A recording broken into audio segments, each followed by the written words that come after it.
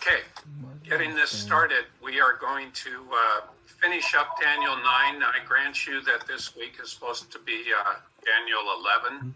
Yeah. But the Daniel 9 prophecy, last week we covered the sincere prayer that Daniel was having. We'll study another one today, but where he was seeking to know more. And so he didn't know what was happening with the 2,300 days. It wasn't good to have a prophecy without knowing the beginning and the end times. And if you know either the end or the beginning, you know where the other one is. So we'll start with verse 20, and we will study the 70-week prophecy, which is part of the 2,300-day prophecy, and we'll let you know how we get to there as we go through there. There's a common belief that the Jews are still the people of God, but this prophecy, or God's chosen people, should I say, but this prophecy sort of cuts against us, as many of the teachings of Paul in the New Testament. God's people are Jews and Gentiles. It doesn't matter anymore. Now, we, of course, believe that the Lord is using the Seventh-day Adventist Church in a special way at the end of time, because we are one of the churches that has been given the understanding of prophecy, and we use it quite extensively, as well as and then we'll jump into Daniel 10, which is a very interesting should be a very interesting study too. So we'll get this started, or at least I'm trying to get it started. Go to the next page. Whoops. Is that still showing up for people? Yeah. Okay. Now I'm going to let you sort of help get people to read. I'm assuming people are still willing to read in their respective homes. I'm ready. Yes. Okay. Hello. What we could do is, if you raise your hand, then we'll just go by the ones that Yeah, hi Art, this is Neeraj. don't want it. We're going to have you go first. Some don't I want can't understand So, you. did you try at least dialing the number? Lena, he's asking for people who want to read. Oh, okay. Okay. Raise your hand if you can read. Okay. So Yvonne's going to read the first one. Just check. Just verse 20. 20 and 21. Okay, 20. Because, Daniel 9, verse 20 and 21. Right. Now, while I was speaking, praying, and Because confessing my sin and the because sin of my people Israel, I'm trying to call, and I'm trying to presenting my connect through the laptop. supplication Do you have a before the computer? Lord my God for the holy mountain of my God. Yes, while I was speaking in prayer, the man Gabriel, Okay, whom I maybe had if seen I in can, the vision at the beginning, I don't know, being can try to caused to record fly and send you the swiftly, recording or reached something. me about the time of the evening offering. Okay. As you can see, Daniel is earnestly praying.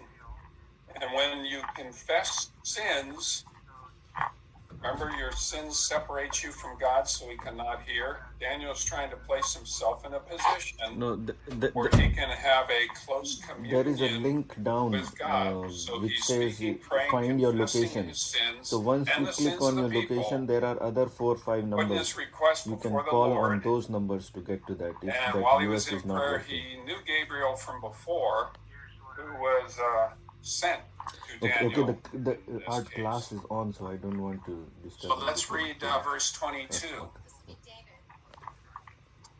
And he informed me and talked with me and said, "O Daniel, I have now come forth to give you skill to understand."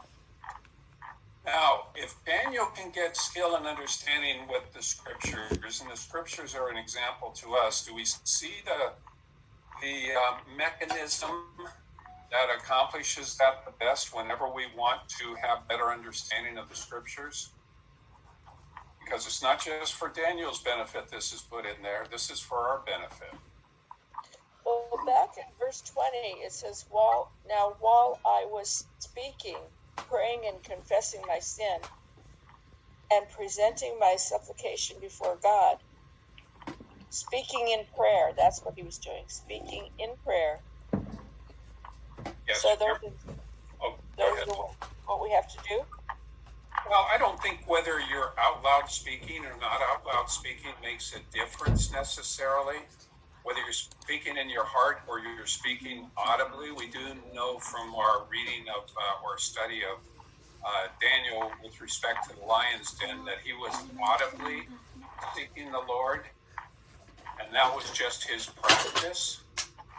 But as we'll study later, the Lord knows your prayers in your heart also. He just happened to be speaking them audibly, it would seem like, from the way this is described. Also used his prayer as a witness. Well, that's what he did to other people. He wasn't afraid to pray to the Lord. Well, I have a question. When in the temple, when the people who were praying and the prayers were carried up by the incense, right? Was that speaking out loud, praying out loud? Actually, that probably wouldn't have been, because that was to carry up the prayers of the people to heaven as a sweet aroma. You're talking about in the holy place of the sanctuary, right? Right. And that was where the priest ministering on behalf of the people. Now, the priest may have been speaking audibly, and probably was. I don't know whether it says that or not. But certainly he was transferring the prayers of the people through the incense up to God. Thank you. Mm-hmm. The city Phyllis. Verse 23.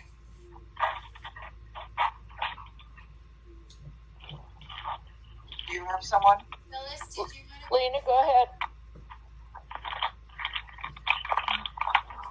Okay. Go ahead, Lena. At the beginning of your supplications, the command went out, and I have come to tell you, for you are greatly beloved. Therefore, consider the matter and understand the vision. Okay, wouldn't you love to be referred to as he is, as greatly beloved by God? Oh, yeah. But look at how he lived his life, which should be the example of the life we should live. The other thing is, what vision are they referring to? Consider the matter and understand the vision. The one he was just speaking about, right? And we're praying about. Yeah, the one that there was a part of the vision he had before, because he described and gave an answer to who the ram was, who the goat was. But the 2300 day prophecy was not really described in much detail. I certainly knew what the sanctuary cleansing was, but when does the 2300 days start? When does it end? What's its significance of that part of the vision had not been provided up to that point. So he wants to know what that is about. Think about it. And back to the question of being beloved. Uh-huh. I kind of compare that to the way it was spoken that David was a man after God's own heart. Yeah. However, he was obviously a very sinful man too. Sure. But he took his sins to God. Yes. He did not deny them. And I think that's what is meant by he was a man after God's own heart. And perhaps we don't have Daniel's activities other than what regarding these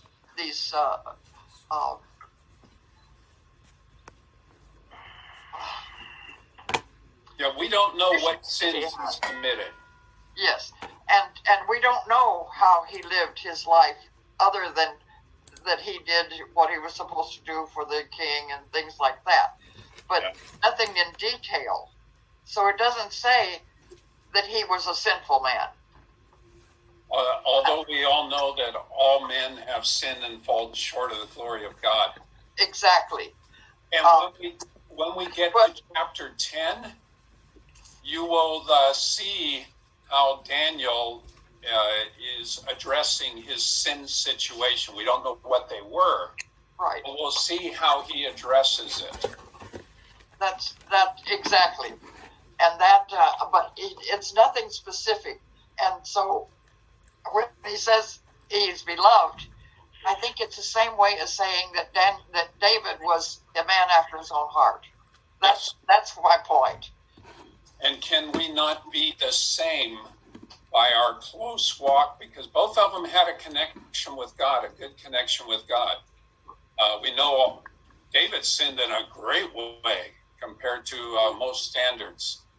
But he confessed his sins and he sought the Lord with all his heart. There were errors that he made, just like there are with us, but it gives us hope. But there were other times when he very definitely showed his connection with God. Yes.